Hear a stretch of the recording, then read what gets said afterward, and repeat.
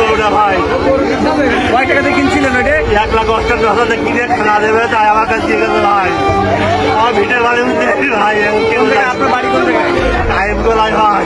দেখেন ভাইজানের আহাজারিটা দেখেন, গরিব মানুষ সে, তার আহাজারিটা দেখেন। তার আহাজারি দেখলে চোখের পানি ধরে রাখা যায় না। 1,58,000 টাকাতে চৌগাছা থেকে সে একটি গরু কিনেছিল। ওই গরুটা গাড়ির উপরে তুলে দিয়ে সে শুক্রবারে গিয়েছিল নামাজ পড়তে। এর ভিতরে চোর সে গরুটি চুরি করে নিয়ে গেল।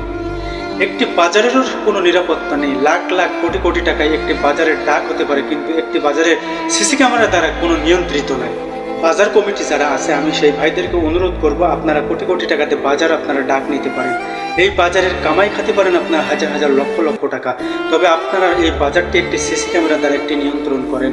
নাহলে এই যে গরিব ভাইয়ের যে আহাজারি কান্না, এই আহাজারি কান্নার মূল্য কে দিবে ফিরিয়ে? এর 1,58,000 টাকার গরু কোথা থেকে এই লসটা সে তুলবে? এই খেটে খাওয়া মানুষের যদি একটির পরে একটি তার ক্ষতি হতে থাকে, তাহলে কোথায় যাবে সে?